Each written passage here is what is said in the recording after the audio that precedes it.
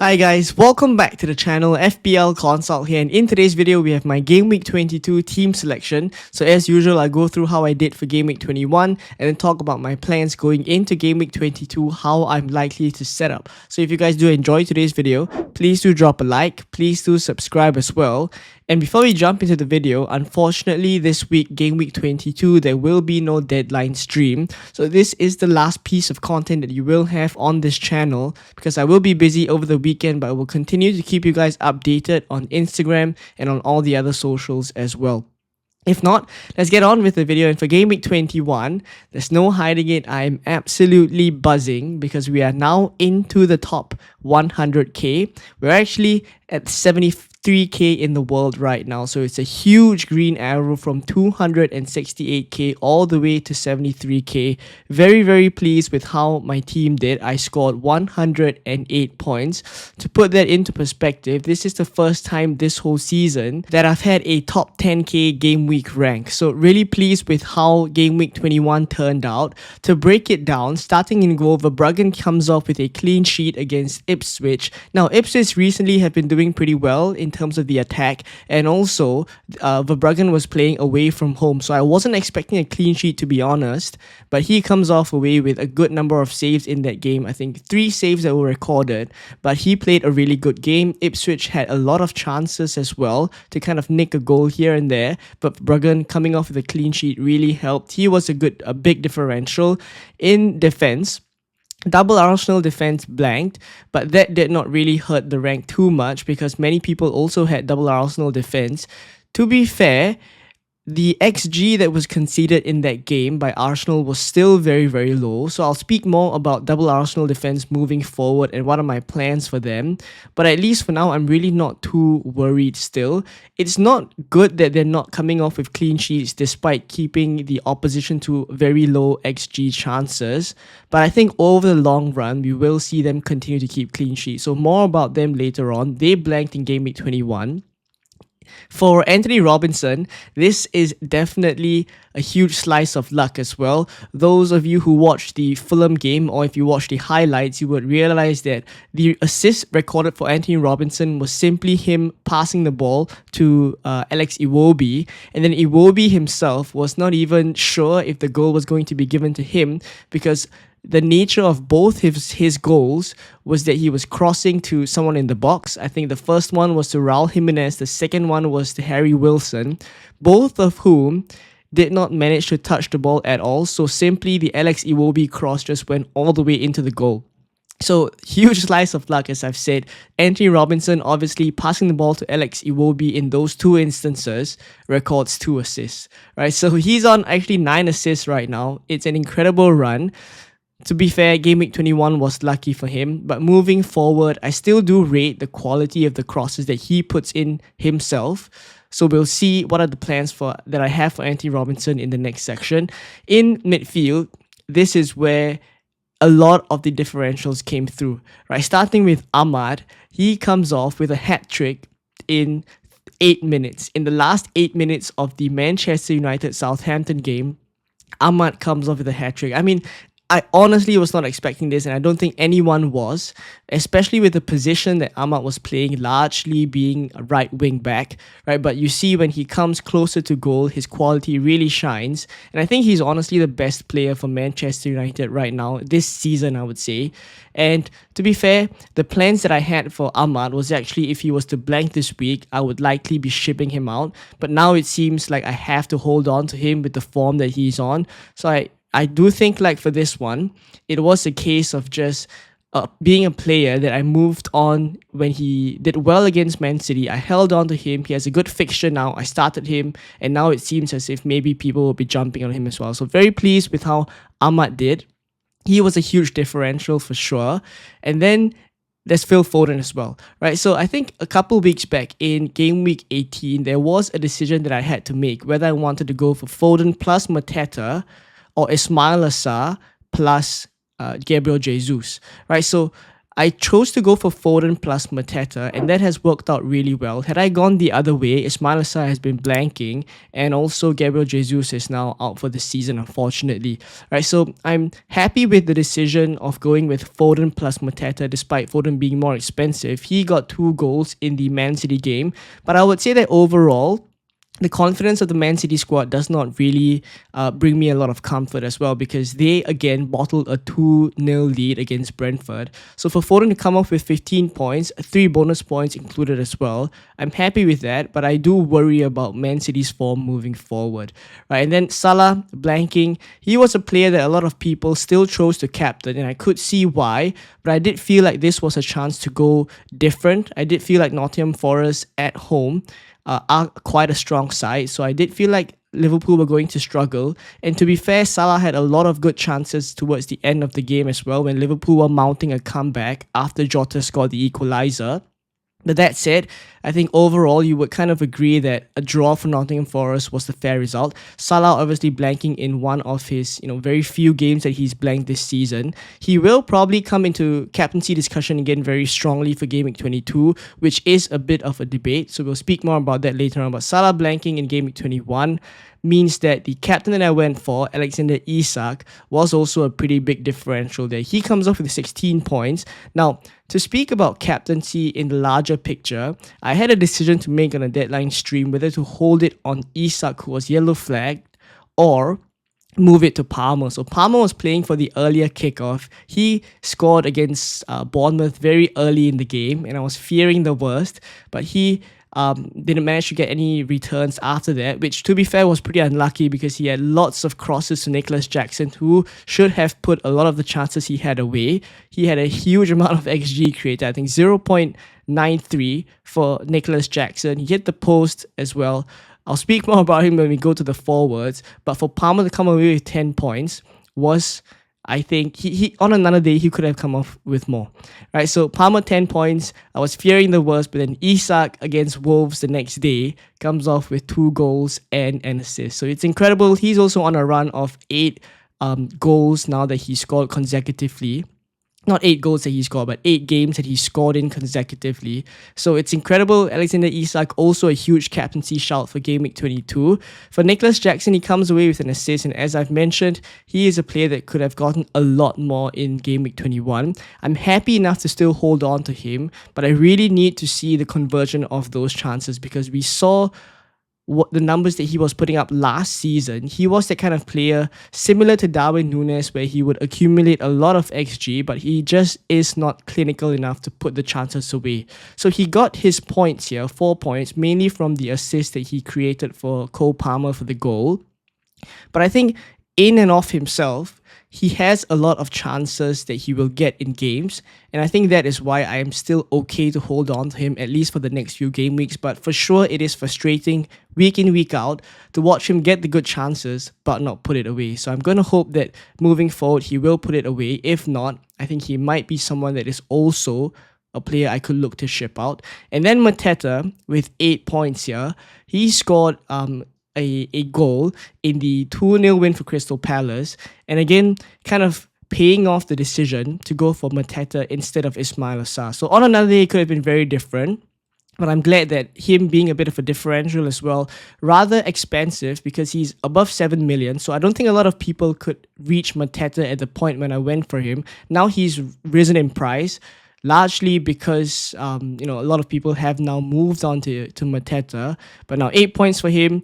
I think he was on 1 bonus, but he's moved on to 2 now. So it's good that Mateta is getting kind of the extra bonus as well.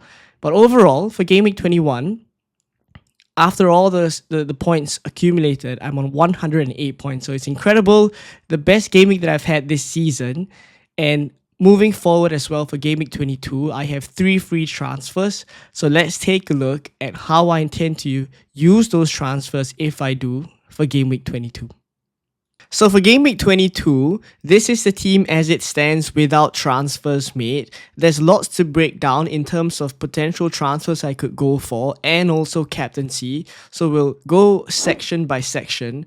But firstly, in terms of the team situation that I'm in right now, the team value is 105.1 million, but I have no money in the bank. So team value is very healthy. I do think like when I decide to wildcard, the team value will be very important for me to ensure that if I do want to save money for the assistant manager chip as well, that would be available to me. So happy with the healthy team value, but it is also something that I'll need to continue to monitor, that I need to make sure I have good enough team value. I'm moving for players early enough so that I don't kind of lose value and thereafter miss out on the field. Now, in terms of free transfers that I have now, I have 3 free transfers.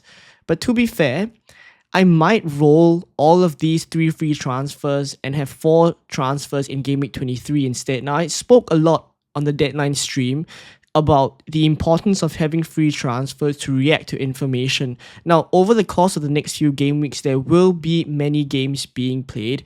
There will be more and more information that we can gather in terms of future blanks and doubles. And that is going to be very integral to our planning later on. And I do want to be in a situation where I have a lot of transfers to kind of move around. And when you look at the free transfers that I had over the course of this season, I've never really had a situation like now where I have 3 free transfers, or even next week if I do roll the transfer that I have 4. Usually, I am very willing to just spend the transfers, but this is a period where I do think I have to be a little bit more prudent and hold on to the transfers so that later on I can react to information. I can almost use it as a mini wildcard if I do manage to save up to 5 free transfers. So in terms of whether I need to use them, it really depends on the players that I have. So let's break down the players. And I'll start with the easy part, which is the attack, which is the midfield that I have and the forwards that I have. And the honest answer is that I don't think I would need to spend any transfers on any of the 7 players that I have in my starting 11 right now. All of them obviously have done really well in game week 21. That's why I don't feel the need to transfer them out immediately. In terms of fixture matchups that they have right now as well, all of them have very decent fixtures. So there's no real push for me to spend any transfers in midfield or the forward positions. But am I afraid of players that I don't have that I do think will do well this week or in the next few weeks? Players like Chris Wood, am I afraid that he will hurt my rank? For sure. But do I think it's worth it to move someone like a Jackson or a Mateta to Chris Wood and also spend a transfer there? I don't really feel like it's necessary. And the same logic also goes for someone like moving Phil Foden to Gordon, for example. Like, those are players that will do well. I know Gordon, I know Wood will do well, but I just don't feel the need to sell a good player for another good player. So the plan for the midfield and the forward positions is just to hold, and obviously when fixtures start to turn for these players that I have, then I can look to move on to these players like Gordon or Chris Wood. Right, so in terms of midfield and forwards, no transfers being made.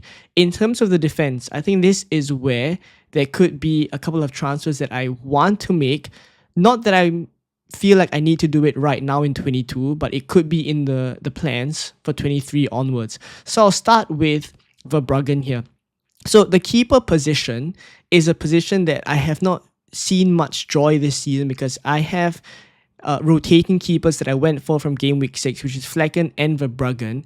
Now, both of them have not really kept a lot of clean sheets. I mean, Brighton and Brentford this season, you look at the numbers they've been putting up, it's no surprise they haven't been keeping a lot of clean sheets. But the truth of the matter is that from game week 25 onwards, Flecken's fixtures start to get very, very good. So it's really a question of me deciding whether I want to just hold on to someone like a Flecken, wait until game week 25 to start him, and then from 22 until 24, which is the period I don't want to start Flecken because he has fixtures like Liverpool at home right now, I just start Verbruggen instead, who has marginally better fixtures.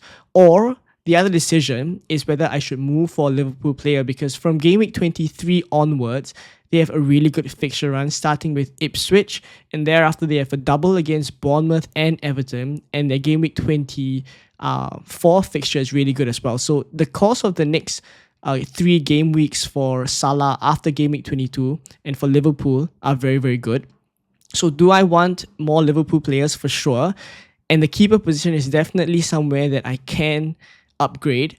Verbruggen to Alisson is on the cards, but as you see in my kind of team situation, I don't have any money in the bank, so I would have to make two transfers just to get Verbruggen up to someone like an Alisson.